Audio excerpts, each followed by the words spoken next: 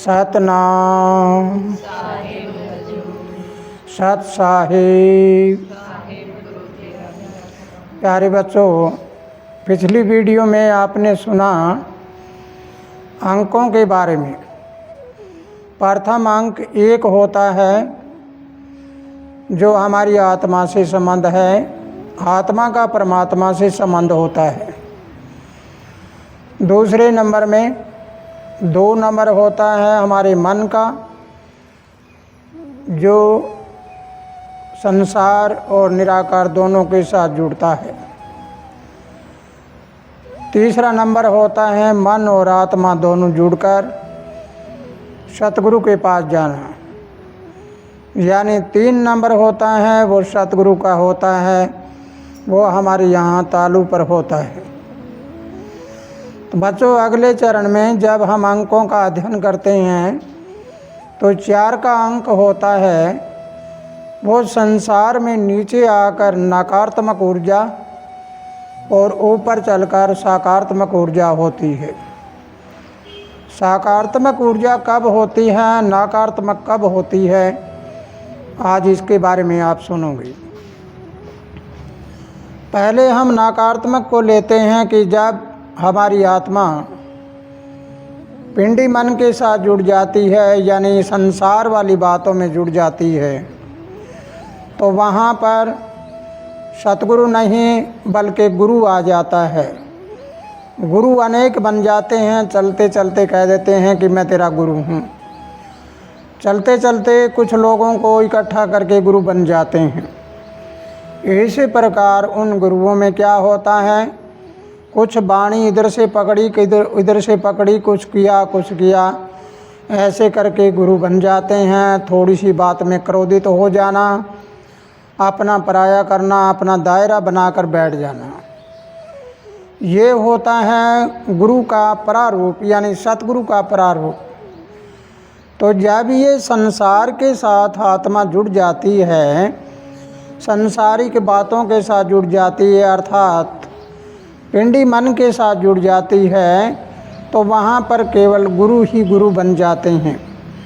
थोड़ी सी कला आने के बाद भी गुरु बन जाते हैं। फिर हम चलते हैं दूसरी तरफ कि जब हमारी आत्मा इधर मिली और आत्मा अगर सतगुरु के साथ मिल जाती है, ऊपर चलकर ब्रह्मांडी मन के साथ मिलकर गुरु के साथ जुड़ जाती है, तो उसका कनेक्शन सतगुरु से हो जाता है। और सतगुरु का जब कनेक्शन होता है तो सतगुरु होती है प्रावाणी, धूर की वाणी होती है, गॉड लाइट होती है, खुदा का नूर होता है, परम शक्ति होती है, वो ब्रह्मांड को चलाने वाली ब्रह्मांड की विश्व शक्ति होती है। तो ये 4 नंबर जो जिसको हम चौथा राम कहते हैं, आपने कई बार सुना है, मैंने भी कई बार बताया है कि एक राम दशरथ का बेटा, इस 10 इंद्रियों वाले रथ का बेटा। एक राम घट घट में लेटा, वो राम है हमारा मन। एक राम का सकल पसारा जो हमारे कण कण में जहाँ देखते हैं वहाँ वो एनर्जी, ऊर्जा, उसे हम राम कहते हैं। और एक राम है इस दुनिया से न्यारा। दुनिया से न्यारा है वो 4 नंबर वाला है, वो चौथा राम होता है। उस चौथे राम का प्रारूप जब नीचे आ जाता है तो हमें फिर संसार वाला राम मनाकर अपना पराया हो जाता है, और वहाँ राग द्वेष से दूर होते हैं और यहाँ राग द्वेष में फंस जाते हैं। तो बच्चों, इसका पूरा अध्ययन करना है कि हमारी गिनती बनी कैसे थी। जिस समय आपके दिमाग में ये बात आ जाएगी कि आज हम गिनती गिन रहे हैं, 1 से लेकर 9 तक गिनते हैं, 0 का भी अध्ययन करते हैं, 0 बनी है, आगे पता नहीं अनाप शनाप गिनतियाँ बन जाती है। तो ऐसी गिनती हमारी शुरुआत में कैसे हुई, वो ज्ञान देने वाला कौन था जिसने ये गिनती बनाई है। तो इसलिए बच्चों, इसके बारे में अगर आपका पूरा अध्ययन हो जाए, आप इसको समझने लग जाएं, तो तुम्हें पता लगेगा कि 1, 2, 3 और 4 नंबर का प्रारूप होता है, वो नकारात्मक ऊर्जा होता है। यानी एक तो ब्रह्मांडीय शक्ति होती है, और जब इसका प्रारूप आ जाता है यानी इसका दूसरा बिखरा हुआ रूप आ जाता है, तो नीचे आकर लोग कह देते हैं मेरे में चौगानन माई आ गई, मेरे में काली माई आ गई। कोई कहता है पितर आ गया, कोई कहता है पीर आ गया, कोई कुछ ही पता नहीं क्या क्या बोल देते हैं। और कुछ लोगों में भूत प्रेत भी आ जाते हैं। ये सब जो बातें हैं ये उस ब्रह्मांडीय शक्ति का प्रारूप है।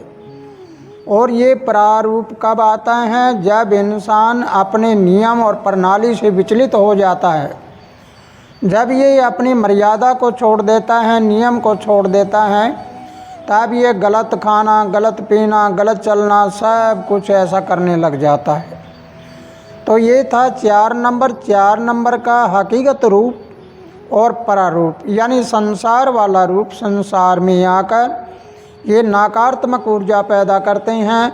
ऊपर होती है तो सकारात्मक होती है। जब हम हमारी खोपड़ी का अध्ययन करते हैं तो हमारी खोपड़ी में आपको मिलेगा कि इसका कनेक्शन सीधा ऊपर जुड़ा हुआ है, और यहाँ से नीचे का अध्ययन करते हैं तो इसका सीधा कनेक्शन संसार से जुड़ा हुआ होता है। तो बच्चों, इससे अगला अंक है 5। 5 का अंक हम ऊपर तो जा लिए, ब्रह्मांडीय शक्ति के पास जा लिए, विश्व शक्ति के पास जा लिए, हम इस आकर्षण और विशाल चुंबक के पास जा लिए, लेकिन 5 नंबर कोई ऊपर जाएगा या नीचे आएगा? इसके बारे में अगर आप देखोगे तो 5 नंबर ऊपर से नीचे चले आते हैं। नीचे जब यहाँ आते हैं तो हमारी बुद्धि, बोधनीय शक्ति है, उसका नाम है, उसका अंक होता है 5 नंबर। जब हमें 5 नंबर का पता लगा तो इसका मतलब है कि बचपन, जवानी, बुढ़ापा और देह का मरण। अगर हम संसारीय बात करते हैं, संसारिक बात करते हैं, तो 4 अवस्थाएं बीतकर 5वीं अवस्था हमारी आती है प्रेत की। जब हमारा सूक्ष्म शरीर निकलकर बाहर चला जाता है तो बाहर जाने के बाद हमारे सूक्ष्म शरीर की अवस्था क्या बनती है कि अगर हम 4 नंबर वाले में, जैसे ऊपर वाले में, विश्व शक्ति वाले में रहेंगे और उसकी पूजा करने वाला हो, उसका ज्ञान करने वाला हो, जब वो 4 अवस्थाएं पूरी करके अपना 16 छोड़कर जाता है तो वो कहाँ जाएगा? वो विश्व शक्ति में जाकर मिलेगा। और अगर कोई नकारात्मक ऊर्जा वाला है, कोई भूत प्रेत को पूजने वाला है, कोई देवी देवताओं को पूजने वाला है, कोई किसी प्रकार की पूजा करने वाला, वो कहाँ जाएगा? वो संसार में ही विलय होकर यहाँ चक्कर काटता रह जाएगा। कहने का भावार्थ है 5 नंबर है, ये ऊपर भी जाता है और नीचे भी जाता है। जब हम हमारी बोधनीय शक्ति का विश्लेषण करते हैं तो ये बोधनीय शक्ति ऊपर तो जाती है तो ये होती है सुबुद्धि, और नीचे आती है कुबुद्धि। कुबुद्धि जुड़ेगी नकारात्मक ऊर्जा के साथ और सुबुद्धि जुड़ेगी सकारात्मक ऊर्जा के साथ। तो बच्चों, 1 से लेकर 5 तक आपने जब अध्ययन किया तो आपको ये पाया गया कि मैं 4 अवस्थाएं बिताकर कहाँ जाऊँगा, यहाँ रहूँगा या वहाँ जाऊँगा।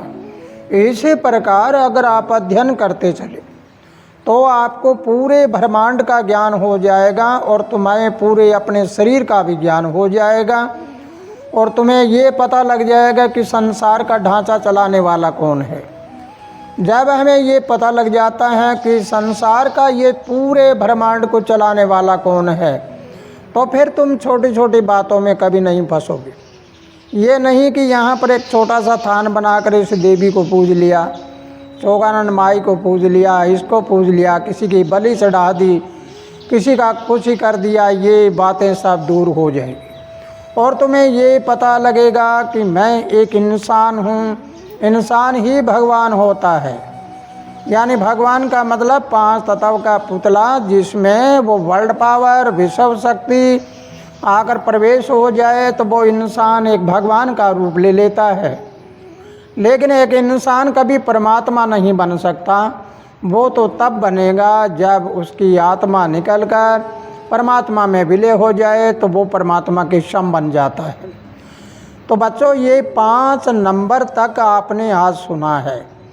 इस 5 नंबर तक का पूरा अध्ययन करिए, और अध्ययन करने के बाद आपको ये पता लगेगा कि मैं कौन हूँ, कहाँ से आया हूँ, कहाँ मुझे जाना है।